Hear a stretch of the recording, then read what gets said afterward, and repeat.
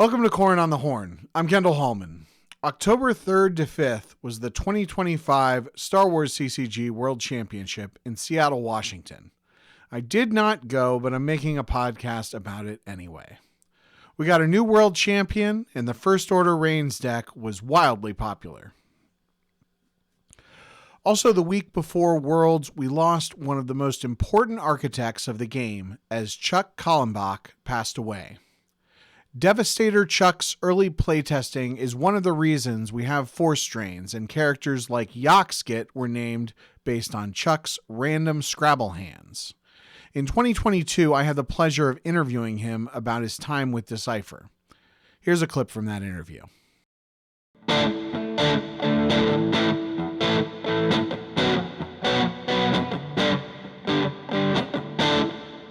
You know, it was kind of like, okay, we're going to do the indoor set. And because of the master plan that we had, which is pretty cool. And I had people at other companies say, you know, your plan for Star Wars is pretty cool because you're going to, you know, all these sets are kind of mapped out. And I said, yeah.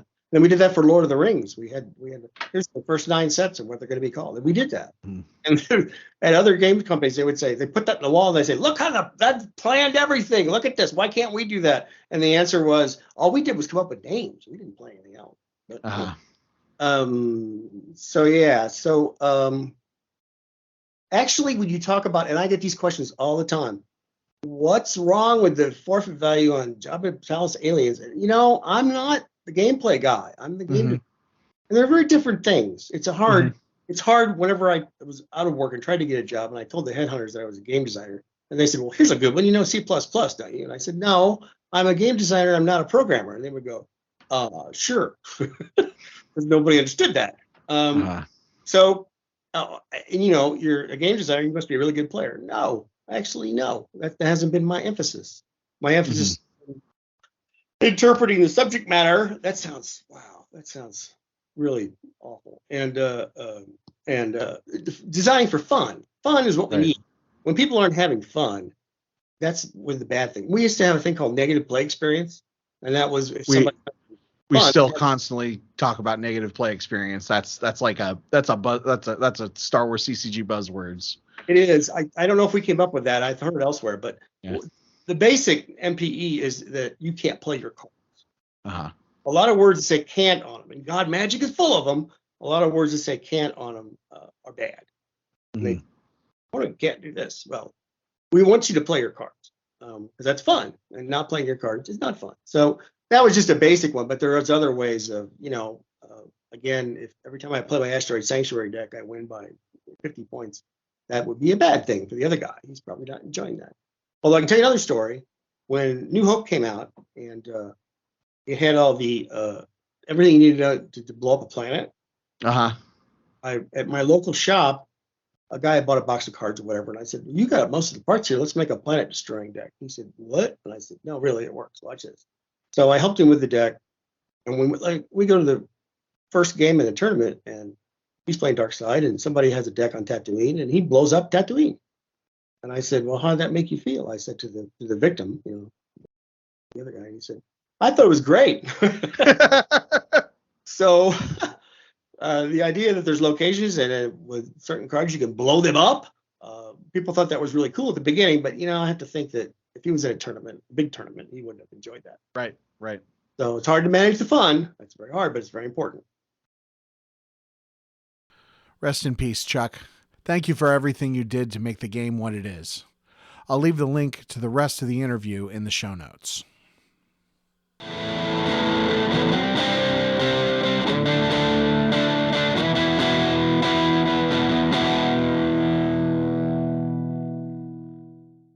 "21 out of 55 players at Worlds chose to play this crazy First Order deck. The deck came out over the summer and is based on the First Order, probably the least appealing faction in all of Star Wars. Considering that players would have had to learn and do arts and crafts for a completely new platform, the thematics of which weren't doing it any favors, it's extremely impressive that this deck was this popular. I interviewed Ming Huo, who played against it 8 times over the course of the weekend, to explain how the deck works.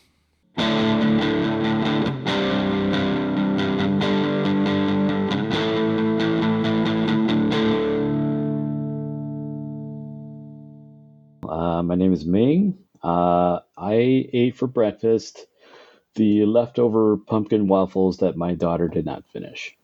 We brought you on as an expert on the First Order Reigns deck. But yeah, why don't you did play in the World Championship? How did you end up doing? Yeah, so on day one, I ended up going 3-5. Um, I also played in the team tournament where I played light side and went 2-1, and then in the constellation, I went 3-3. Okay, yeah, Yeah. sounds it's very respectable. So you went 500 overall, right? Or is that how that works? Six Uh, and yeah, I guess it was. yeah, something like that. Yeah, But yeah, cool. so the first three, so I played light side for the team tournament, and all three dark side decks that I played against were first order reigns. And then three of the four day one decks I played against were also first order reigns, and then two of the three constellation decks I played against were also first order reigns. So I played against it in a total of 8 out of 10 times this past weekend. Yes. That's crazy. When I saw that there were 21 players in the main event played it out of 55, that's a lot. Yep. Yeah, I mean, some people managed to dodge all of it, or all but one of it. It was kind of crazy.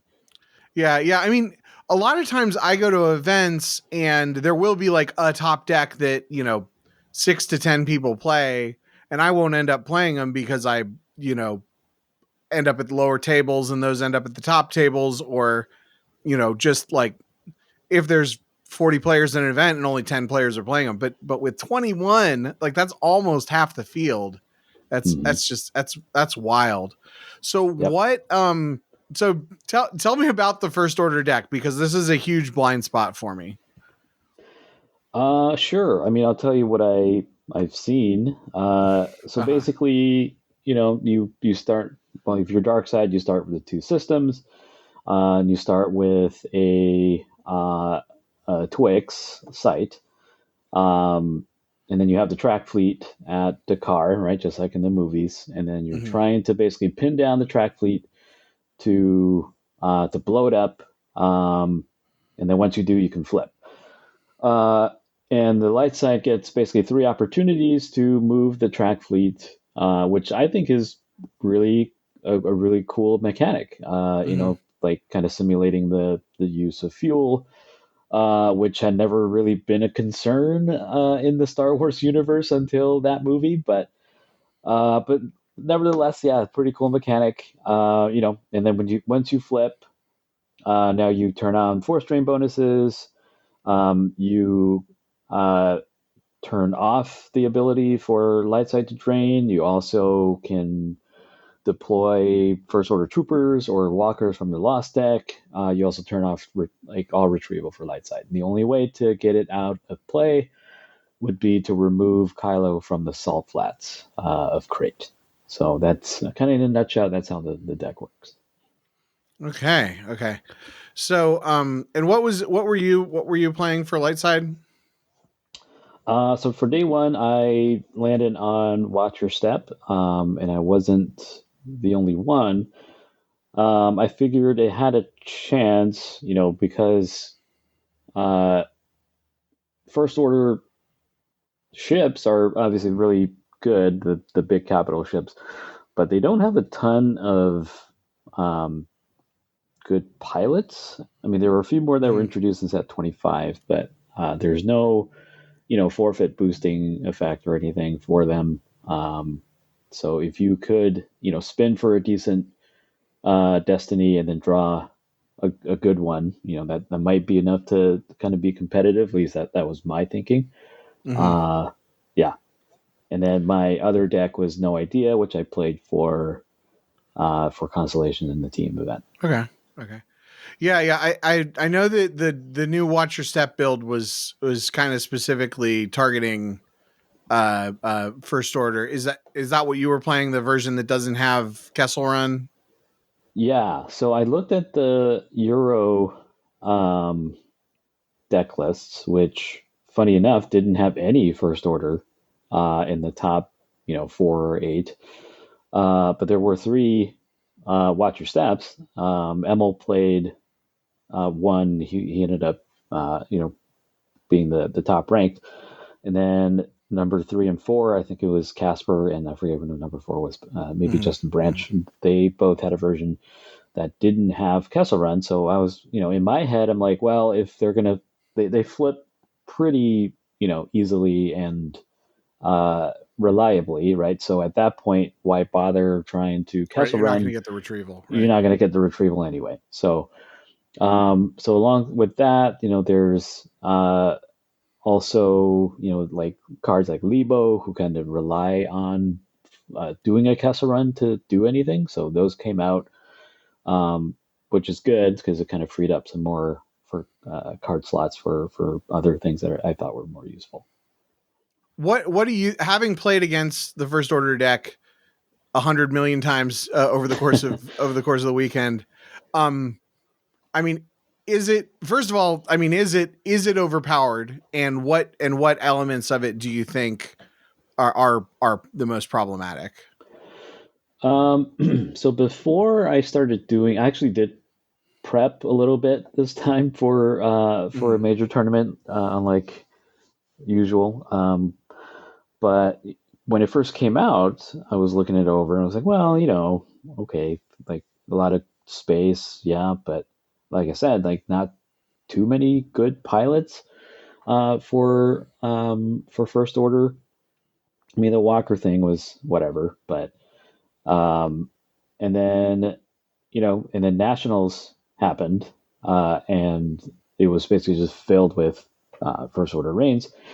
And then I played some games on GAMP to kind of prepare, and I was like, yeah, this is gonna be tough, because it sets up just so quickly, like a supremacy, basically the most powerful ship in the game, deploys for 6 on your first turn. The caveat being there's really only one system that it can go to, which is Crate. Yeah, is Crate. But then, you deploy this huge ship for 6 with Mitaka, and then you move over to the car, and now you activate 2. So, even without any help from light side, you're able to do that. And then I played against a bunch of different builds of it, but I think I've only really gotten to move the track fleet maybe once or twice, no more than twice in any game. Right. Yeah, because you can't deploy to the system with the track fleet, but on Darkseid's second turn, they're just pull out another giant Star Destroyer or Dreadnought or whatever, and move that over to wherever the track fleet is, and you don't want to really battle into them. Right. Yeah, you end up running out of systems, because they have whatever 3. They end up, they play 3 systems, right? Yeah, so that's the other thing that I kind of didn't anticipate, which was people playing Hosnian Prime, all the way at Parsec 1. So I was like, well, in my head, I was like, okay, Dakar is at like 8. I think, no, Crate's at 8. Dakar's at, I think, 5. Like, how are they going to get all the way over there to Hosnian Prime?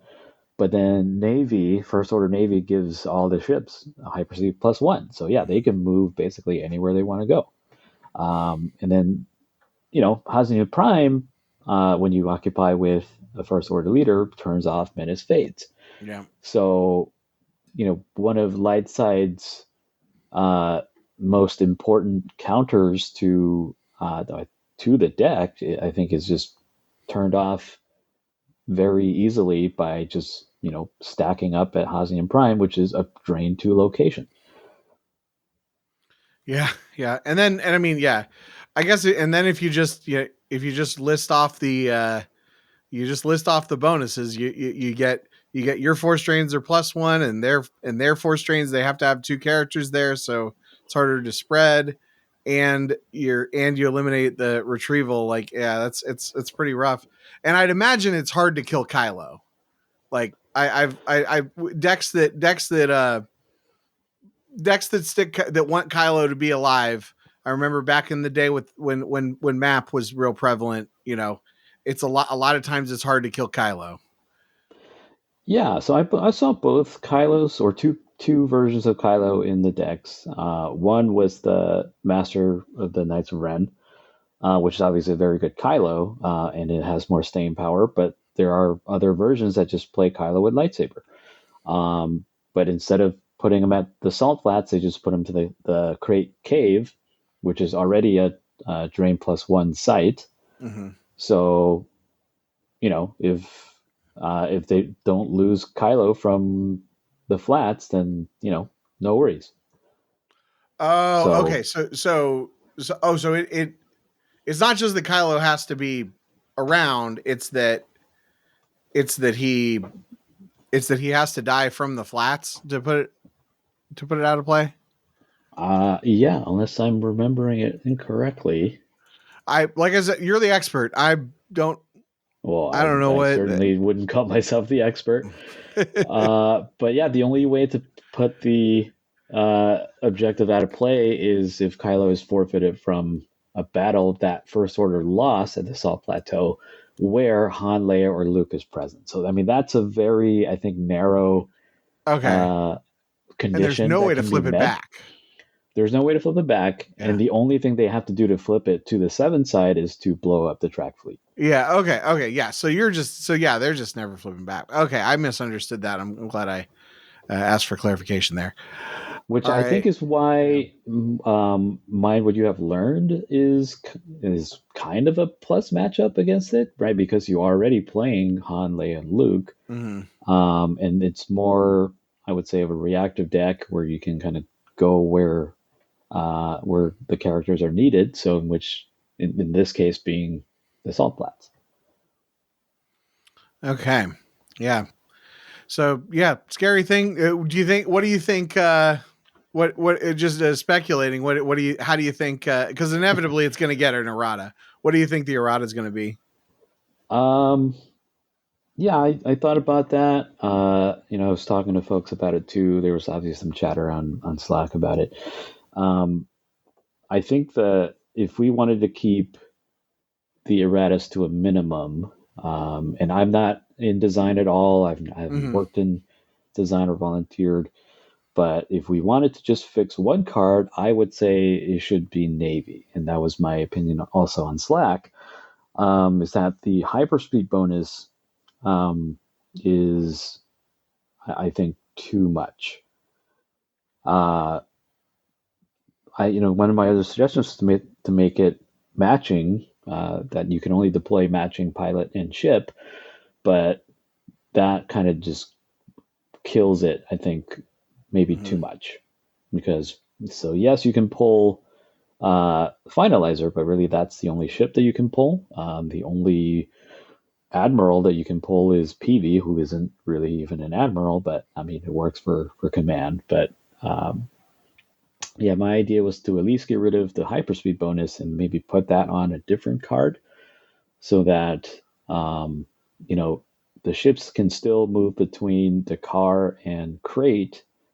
But if they want to play Hosnian Prime and do the Menace Fades cancel suspension, right? Then they have to dedicate some other cards and dilute their deck a little bit to make it, I guess, less good. Mm-hmm. Last question for you. How does it feel to go to an event and play against the same deck 8 times? Yeah, I mean, at one point, it was I think 5 or 6 in a row at that point, and like every time I sat down, it was just First Order Reigns. Until finally I played against Scott Lingrell, who was playing Court Musicians, which I knew was going to just stop Watch Your Step anyway, but it was kind of a relief just to like see another deck that was going to do something else. Yeah. That's, I had a, it wasn't on the level as you, but I played against a lot of Luke decks at Nationals, and as playing as Court, I played against. I think until the consolation event, like the middle of the consolation event, I think I played against some like a Prophet deck and some other things. But for the warm up event and the main event, every single deck I played against played some sort of Jedi Luke. I think the 3 different deck types that I played against were Hitco, Luke Saga, and Throne Room. Sure. So not the worst matchups for Court, but also not. It was an uphill. Every game was an uphill climb. Yeah, I mean, I will say that I think most of the games were at least pretty close. There was like 1 or 2 just blowouts where I lost, like, really, really handily. But I think a lot of them were, within like, I don't know, 6 or 7 cards in differential. So they were very close, which is why I think that it shouldn't be nerfed that hard. Yeah. And they were definitely interactive games too, except for Benji's build, which was its own kind of frustration. It was a very good deck, and Johnny Chu said in the chat that it was Benji that came up with the tech. That's great. That's great. Kudos to him. Yeah. All right. Well, I think we can leave it there. Thanks a lot for doing this. You have. I feel like I know everything about First Order now. Well, thanks for having me, Kendall.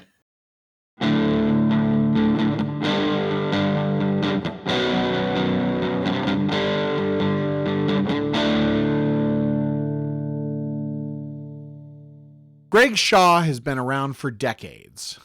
He was the runner-up in the 2002 and 2003 World Championships and is a member of the Star Wars CCG Hall of Fame.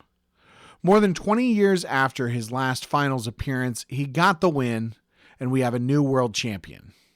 I'm sure he'll be on like Hollow Theater or something to talk about his experience at Worlds. But a little while back, I interviewed him about making pizza for my podcast about food, Hold the Mustard. Here's that interview. Hey everyone, I'm here with Mr. Greg Shaw. How's it going, Kendall? It's and everybody else? It's going well. We are here to talk about pizza. You on the Slack channel that I'm on, that we're both on, you like to post pictures of pizza that you make, and I've failed pretty miserably every time I tried to make pizza, so I figured you could come on and give some advice. So first of all, let's just get through the required pizza discussion topics. Okay. So what is your favorite pizza chain? Oh, favorite pizza chain. I wasn't expecting that. I am a sucker for Domino's every once in a while. Okay. And pizza purists will argue with you that Domino's is crap. And they're not wrong, but sometimes you get a craving for Domino's, right? Oh, yeah. Like if Domino's is going to scratch the itch that I have, I'm going to order Domino's. Right. So I would say if I had to pick a chain, it's probably Domino's. Okay. Do you have strong opinions on pineapple on pizza? I don't. I try not to gatekeep pizza toppings because I feel like everybody is entitled to their own pizza topping beliefs. I have tried it. I will from time to time. I guess I won't order it, but if somebody else orders it, then I'm not opposed to having a slice of it. I think, salty sweet is not a bad combination in most things. Yeah. No, I don't have any strong opinions against it. Yeah. I'm kind of the same way. I usually don't order it for myself, but my wife likes a ham and pineapple pizza. Okay. I also will, if I have a cold, I'll get pineapple and jalapeno. Ooh, that sounds interesting. As long as it's a place that uses fresh jalapenos. I don't like pickled jalapenos. You want pickled? Yeah. Okay, I'm gonna have to try that. I like that idea. Yeah. I learned it from there were the Hispanic coworkers when I worked at Pizza Hut briefly in 2007 or 2007. Yeah, that was a long time ago. But they did it. And I'm like, it's this, the sweet and spicy. And then also if you have a cold, you want some spicy stuff. Do you have opinions about Chicago style pizza or other regional pizzas? It's funny that you bring up Chicago style because last month my family was in Atlanta of all places, and there was a bar that offered Chicago style thin crust, which I know is a style because of my foray into all things pizza over the last couple of years. So we ordered it at the bar and it was pretty good. Chicago thin crust is like cracker thin crust. Mm-hmm. And it's usually cut like, a square cut, like bar style cut. And so I brought that up and mentioned it to a couple of other people, and they were like, isn't Chicago, don't they do deep dish? Isn't that kind of the opposite of Chicago style? So it's funny that you mentioned that because that has been a topic of discussion lately. I like similar to the pineapple on pizza. I don't have any strong feelings against it. Mm-hmm. If somebody said, do you want to get a pizza? And I said, yeah, I'll take a plain pizza. And then they just brought me a Chicago style deep dish pizza without any other context, I'd probably be a little upset. I want to know what I'm getting into. Okay. But I do appreciate it for what it is. When I like pizza and think of pizza, I want something where I can eat like 2 or 3 or 4 slices and eat a lot of it. And still feel good about myself. And if you try to eat like 4 slices of a Chicago style deep dish pizza, you'll probably die. Right. So that's, I don't know. I need to be prepared. I need somebody to tell me that that's the kind of pizza we're going for. Uh-huh. So there's no surprises. I've had it a couple times. I have enjoyed it, but it wouldn't be my go-to at all. I prefer a thinner crust style of pizza in most cases. Yeah. I mean, I said this I do an opening monologue on the show, I still think that the best pizza I ever had was Pizzeria Due in Chicago.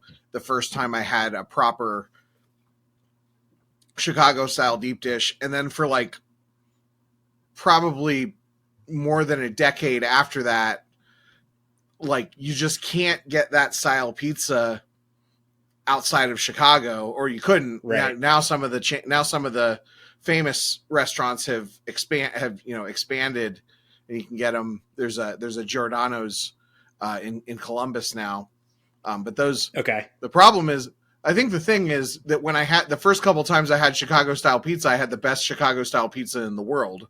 Right, and then you're always chasing that, right? Yeah, exactly, you're like, you should have started with the lower quality stuff and worked your way up. Now, there was a period when I was in high school when DiGiorno made a Chicago style deep dish pizza that was actually really good. Oh, interesting. Yeah. I don't shy away from frozen pizzas either. There's like a local generic brand, like Signature Select, that my Acme Albertsons branded grocery chain sells, and sometimes they go on sale. They're like 4 for $10 or something, and I'll pick up a couple of them. I mean, it's nice to have a frozen pizza where you can just like crush the whole thing and not feel bad about it. Well, and it's nice to have a frozen pizza in your freezer for when you don't want to cook and you don't want to go out and you don't want to wait for Unfortunately, in my experience, unfortunately, this has been true for a long time. Frozen pizza is almost as expensive as delivery pizza, so. Yeah, I wait for the sales for that kind of stuff, and then I'll stock up. I do have to, work in an addendum here to my initial answer to your question about chains. I forgot about Uno Pizzeria. Okay. Uno has started to make Detroit style pizzas, which is, if I'm going to go with a thicker crust, I do really like Detroit style. And Uno, which is a chain, I think they're nationwide, right? Well, they're originally from Chicago.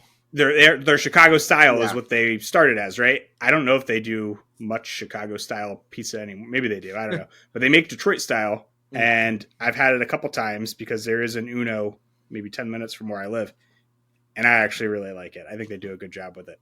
Mm-hmm.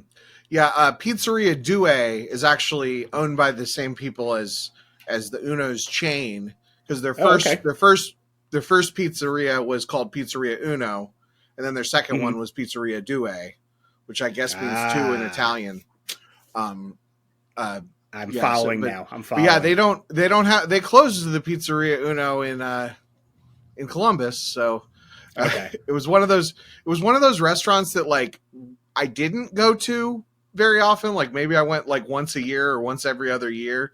But now that it's not there, I'm like every week I'm like, man, I wish I could go to the pizzeria. Yeah, you got the cravings. Yeah, I hadn't gone there very much either. And then they started doing a monthly trivia night.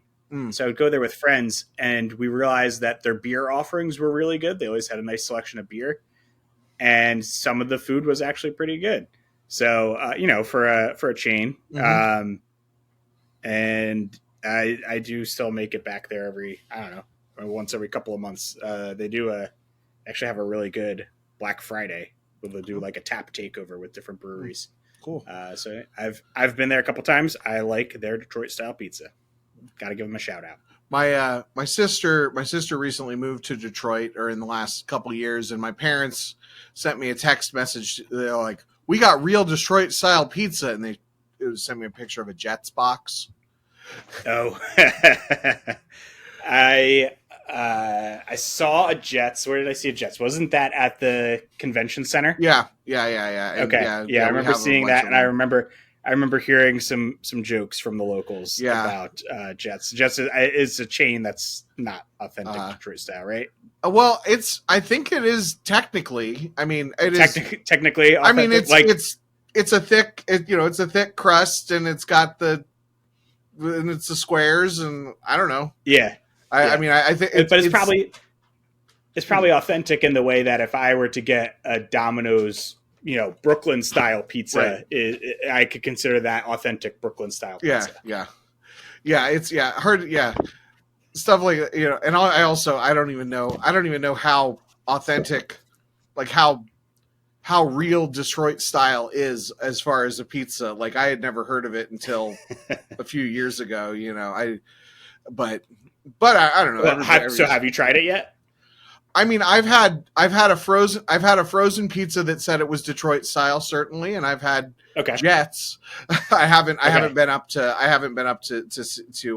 You should. I think you should. Detroit. You should add that to your list of things to accomplish. Is having a real Detroit style. That I shouldn't really talk too much. I haven't had an actual authentic Detroit style pizza from Detroit, but there are a couple places locally that make really good ones, and it quickly became one of my favorite styles of pizza, even though I usually lean towards the thin crust style. Okay. Any other pizza hot takes before we go into how you make a pizza?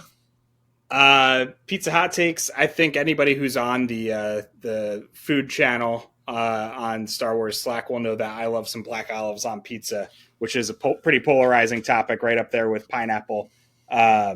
I don't know. I just love it.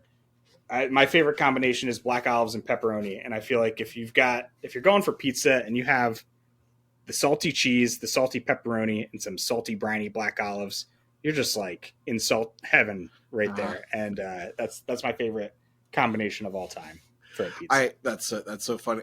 I think olives are probably whether they're black olives or the other color. A green, I guess a green. That is like the one pizza topping that will completely ruin, like, of the traditional pizza toppings. Like normally, because I love to get like a supreme, something with everything. I mean, I don't like anchovies either, but that's that's not an assumption. But yeah, like I always have to double check to make sure that the supreme pizza doesn't come with olives on it. All right, well, that's just more olives for me. but and I can use, but if it happens, I can luckily you can usually pick them off. Sometimes they leave a little bit of flavor behind that I don't love. But yeah, you're making my mouth water.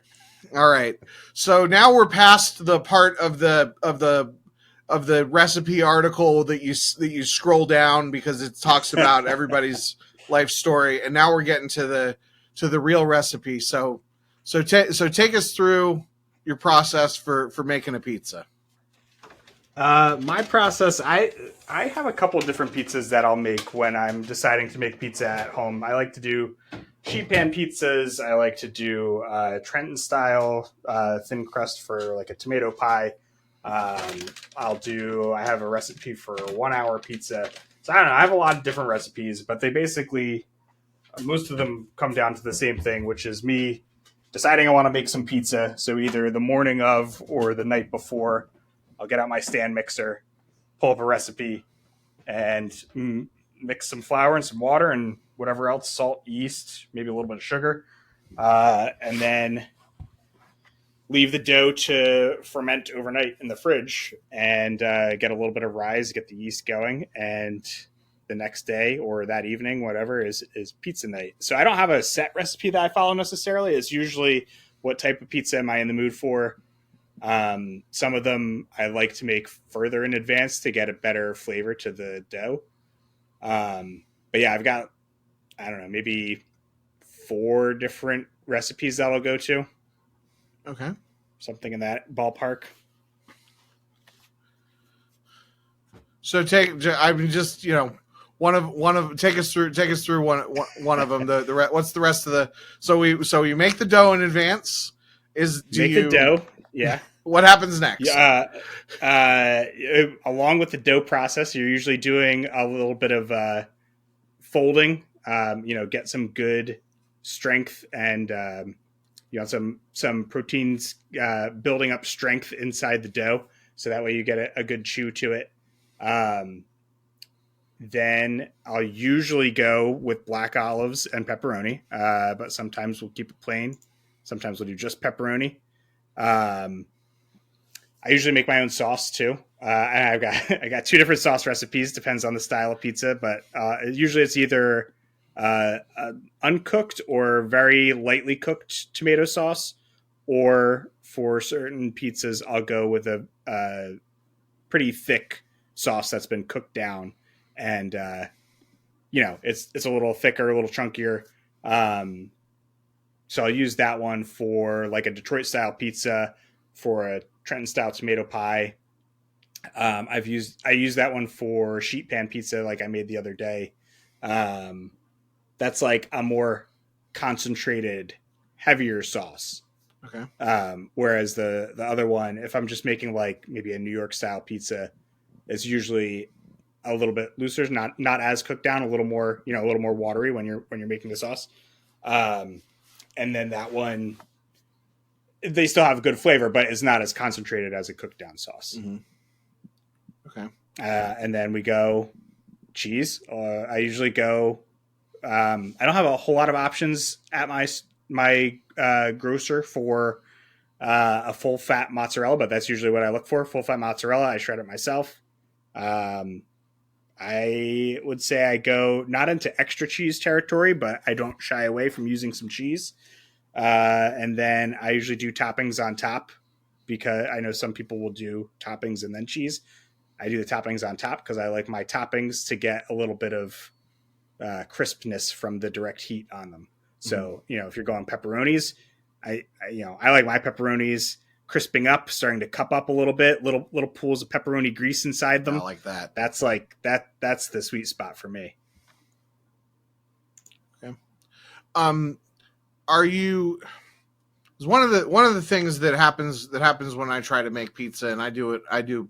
I'm sure I do everything wrong. We won't go into that, but one of the struggles that I have, and not even just when I'm making it at home, but like when if I go to the wrong restaurant, is I come out with it comes out with like a bland flavor, because it's literally just the bread, the sauce, the and then the toppings. Do you do any additional seasoning, or is the flavor coming from the sauce? I would say, one of the things I've learned in general, cooking more and more at home, is that you have to, you want to season what you're cooking every step of the way. And you also want to taste every step of the way. Now, I'm not going to taste raw dough. I feel like the dough, if you add a little bit of salt at the beginning, your dough is going to end up being, pretty tasty. That's usually more about the texture anyway, in my opinion. But the sauce, absolutely. I'm always like starting low with the salt, because you can always add more salt. You can't take salt out, but I'll salt a couple different steps of the sauce making process, a little bit at the beginning, a little bit, maybe a little bit in the middle, and definitely some at the end when I'm tasting it to see if it's seasoned properly. Usually for my sauces, I do salt, some black pepper, oregano, maybe some fresh basil if I have it. That's about it. I don't put too much more. Oh, maybe some like red pepper flakes or something to give it a little bit of heat. But that's it. I don't go any more than that. The key thing for me though is the salt. You want the right level of saltiness to your sauce. Otherwise, like you said, it probably is going to taste bland. Like you don't want it just tasting like a wet tomato sitting on your dough. You want to have a little bit of flavor to it. So that's, to me, the sauce is the thing that you have to really pay attention to. Everything else, like the cheese, cheese is going to taste like cheese. You could add, I think a pro move is to add a light sprinkle of salt after you cheese the pizza. Okay. What else? Yeah, I don't know. I would pay attention to the salt level of your sauce. I think that's probably key to making sure you get a good flavor out of a pizza. I think another key thing is getting your oven hot enough. So I use a pizza steel. I used to have a pizza stone, and I felt like it wasn't that good. Well, I didn't know it was the stone at first. When I first started making pizzas at home, I would use this pizza stone that was, I don't know, I got it from my parents, and they probably got it maybe 20 years ago or something. So it was old. I don't know how well it was made. And I just couldn't get good pizza to come out of my oven. I switched to the pizza steel, and probably that in combination with learning better techniques and finding better recipes, probably all that stuff kind of merged at the same time. And I felt like my pizza making started to turn around and really become, satisfying things that I was happy to eat. But I think the pizza steel is key. You stick it in your oven, you turn your oven up as high as it'll go. For most people, that's 500 or 550. And you just let it go beyond just preheat, right? Usually your oven will beep or whatever when it's at the temperature you set it to. You don't just put the pizza in as soon as it beeps. You really need to let the pizza steel heat up and build up a lot of heat inside it. So when you put the pizza on it, the heat is transferred to the dough right away. They'll give you a nice transfer through the whole pizza and give you like a well cooked bottom crust, which you want for structural support, for texture that tastes good. I think salting your sauce, getting your oven to the appropriate temperature, those are two big things. Mm-hmm. Yeah, that's I definitely have had problems where I can't get the crust to cook to my liking. And I have a pizza stone, but yeah, we also have a 1,000-year-old oven that probably it makes it a challenge for sure. It definitely makes the kitchen warm. I don't know about the inside. That's actually, we barely use the oven anymore because it's so bad, and we got an air fryer. We can't air fryer a pizza really, or you could if it was small enough. Yeah. So any other so you took us through the whole the extended process. Are there any shortcuts or any other if somebody wanted to make a pizza but maybe doesn't have all day to do it, any shortcuts or tricks that you could use to get around, or do you feel like it's important to really take your time with it? I mean, I think it's like most things. If you're really trying to get a good quality pizza out of it, then you have to put in the energy and the effort, right? Otherwise, you're better off just ordering a pizza. Mm-hmm. One of the I guess, cooking in the cooking game. One of the personalities that I follow the most is Brian Lagerstrom, who is a YouTube personality. Although he's got a background, he was a baker and a chef. And so he's got a lot of experience that he's building on. But that's where I get most of my pizza recipes from, Brian Lagerstrom on YouTube. He has one recipe that really, a couple of years ago, is like what got me started in eventually making my own dough. He has a 1 hour pizza recipe. So if you want to be eating a homemade pizza within 1 hour, you can use this recipe. I would recommend it. What it uses to kickstart the yeast, the yeast growing and giving you a good edible piece of dough is that it uses like half a bottle of beer. Okay. So you mix that in along with your dough, and it gives you like a kind of a jump start to the fermentation process. And I've really found that recipe to be accessible. It was easy. A lot of times when I'm cooking at home, I'm kind of doing things spontaneously. A mood will strike. I decide that I want to eat something in particular, and that's what I'll try and cook, even if it means running out to the grocery and picking up some stuff before I start cooking.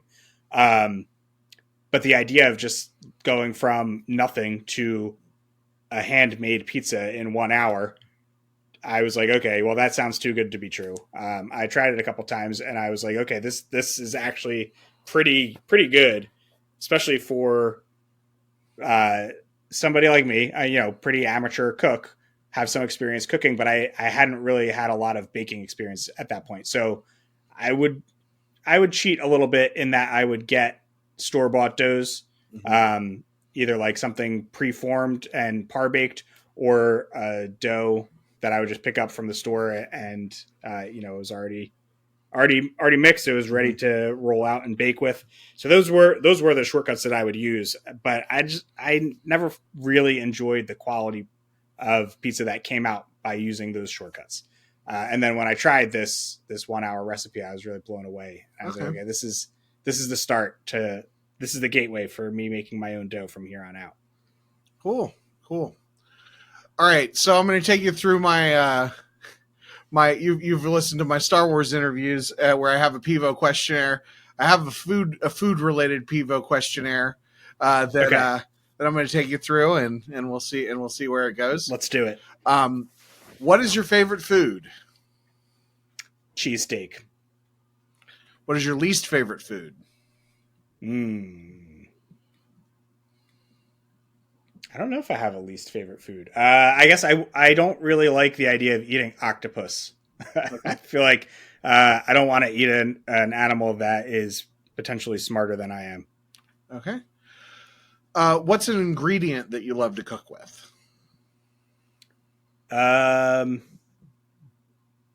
Citrus. Okay.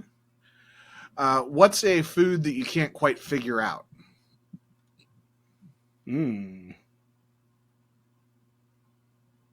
As in making, or do I have to interpret this? Do I have to figure out how to interpret this? My intention for this one is in the context of cooking, like something that you've tried to cook that you haven't been able to pull off.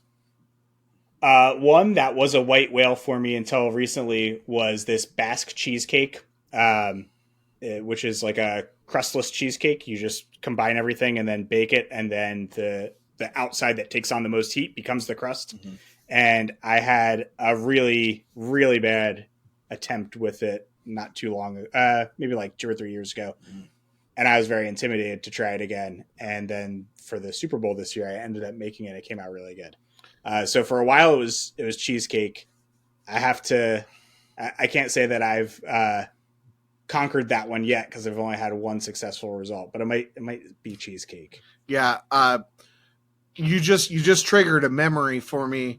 Growing up, and this is probably why I have this question on the list, and I'm the same way, but growing up, my dad would get fixated on trying to learn how to make a particular food. Like he'd, go to in particular, I remember we went to a wedding and and the cake was really good. And he was trying to figure out how to make the perfect, like white wedding cake. and he okay. And he tried. I mean, I don't think he ever made it from scratch, but which I'm sure that wedding cake was probably not from scratch either. You know, the way that I hear how cake bakeries work, but like he tried like every single boxed recipe. You know, over the course, it was like we had like a cake every week for like 2 months. But he had this. Yeah. He had you're like, come on, Dad, no more cake. I'm getting tired of this. Yeah, I did not say that. No, but he had this. But and I'm pretty sure that he did that with cheesecake as well. Like he really struggled to make a cheesecake, and then eventually, I think my sister figured it out. Like they found a good recipe or something because they'd make it. They make it good. Sometimes now. Good. Sorry, I was just gonna say I needed a closure to that story. Oh yeah. Very, very important. What's your go-to word, curse word when you make a mistake in the kitchen? That's tough because now I have a 5-year-old around. So I try not to. If I had to, I don't know. I'll drop a shit if I have to. Things aren't going well, or you put in twice the measurement of something, and you ruined whatever recipe you're working on. That's an aw shit moment. My dad always makes fun of me because when I was like in like 5th grade or something, I was making myself oatmeal, and it said 2/3 cup water, and I thought it said 2 to 3 cups water. Those are probably some soggy oats. Yeah. Well, and then I like overcorrected. Like it was a mess. What's a dish that you love when others make it for you? I think salads. I try to make myself salads so I can eat healthier, because I've already mentioned pizza and cheesesteak and cheesecake as all kinds of things that I like to eat. So I try to mix in some salads every now and then. But I enjoy salad so much more when somebody hands it to me, right, and I don't have to mix all that stuff up myself. What's a dish that you only trust yourself to make?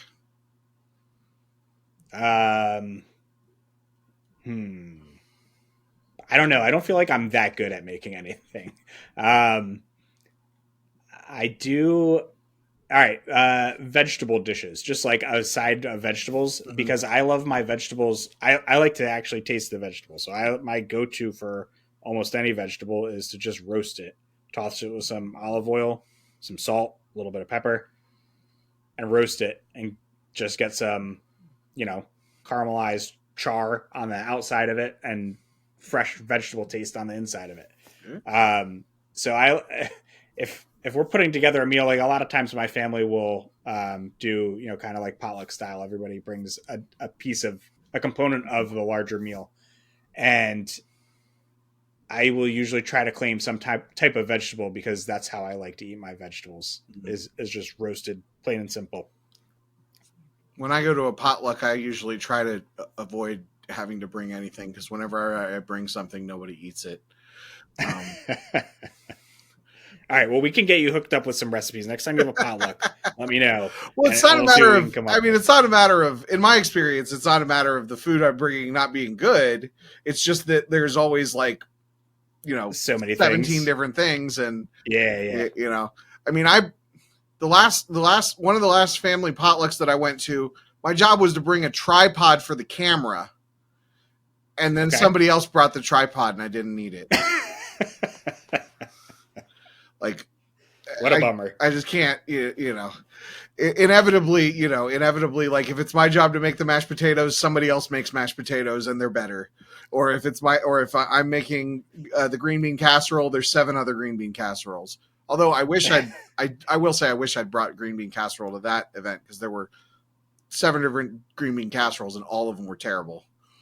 Ooh, that's a bad green bean casserole is not a dish I want to be eating. I don't understand how you make a bad green bean casserole, but they proved me wrong. It's just cream of mushroom soup and green beans and a little bit of milk and the onion things on top, like the crispy onions. You can't get it. You can't get it wrong. No, one of them was made with mayonnaise. It was anyway. What's a dish that, given the right pay and hours, you'd be happy to make as a career? We'll stick with the two that we've already talked about: pizza and cheesesteaks. I will sometimes go down a YouTube rabbit hole of just watching people like line cooks making cheesesteaks at the more famous Philly spots. I could just watch people do that for, I don't know, hours on end, and I do think it would be fun. Yeah. Pizza too. I think it would be good practice, certainly. But I feel like that would take away from, I don't know, the dollar component for pizzas might have to be pretty high, because then what would I make for myself when I come home from work, right? I don't want to make another pizza. Right. What's a dish that you would only ever want to make for yourself, friends, and family? A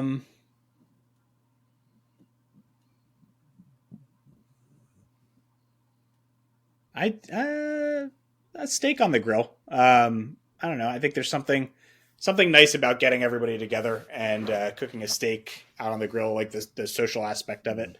Yeah, we'll go with that.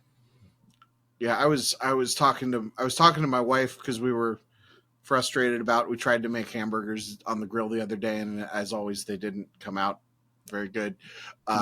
That's my what food I can't quite get right is hamburgers.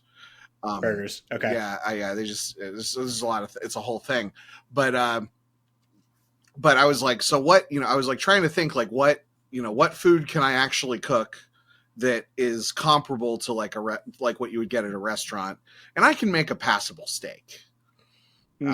I've seen your pictures of steak. Sometimes I'm like, man, I should make steak tomorrow. The nice thing about steak is it's one of the only like from scratch foods that, like, if you buy a good enough one, it's, as long as you don't, burn it or like have it be frozen in the middle or something, it's going to come out pretty good. It's going to be good. Even if you don't season it very well, like the actual flavor of the steak, comes together.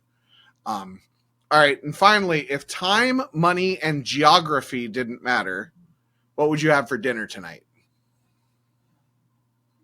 All right. There's a place in Philly that I've been dying to try, and I just don't get into Philly often enough. Hold on. I want to get the name right. It's called Little Sicily Pizza 2. I don't know if there's a Little Sicily Pizza 1 or what's going on with it, but it's in Philly. It is a pizza and cheesesteak spot, but the twist is that it is there's like a side menu that incorporates all kinds of Indian ingredients. Okay. So you can get a spicy Indian flavored cheesesteak or chicken cheesesteak, or they also have spicy Indian pizza, which I've got it up here. It's onion, jalapeno, cilantro, and then you either get spicy chicken or spicy paneer. Interesting. They also have masala seasoned fries. So I've heard of this place recently. I've seen pictures of it. It looks amazing. I just haven't been able to get into Philly. But if I could be eating anything right now tonight, it would be this spicy, probably one of everything off their menu. Spicy Indian cheesesteak, some spicy chicken Indian pizza, and some masala seasoned fries. All right. And then I'd go sleep for like 12 hours. Yeah, I should add calories to that caveat. Well, thanks a lot. Thanks a lot for coming on, Greg. We'll have the I'll get that 1 hour pizza recipe and put it in the show notes. I will. Yeah, I'd be happy to send it to you. I'll grab the link right now. This was fun. Thanks for doing this. Thanks Kendall. a lot.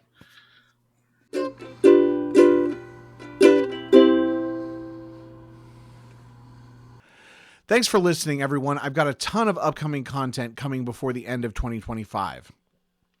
Check out Corran's Questions on YouTube, as well as everything else on the Kendallcast Network YouTube page. Also, Top 8 is hoping to have at least 1 or 2 more episodes before the end of the year, and I'd like to do at least 1 more Corran on the Horn interview episode. But until next time, good luck, have fun, and no reverts. This podcast is a production of the KendallCast Podcast Network. You can support the show for just $2 a month at patreon.com/KendallCast or make a direct donation through the PayPal link at kendallcast.ninja. Every little bit helps.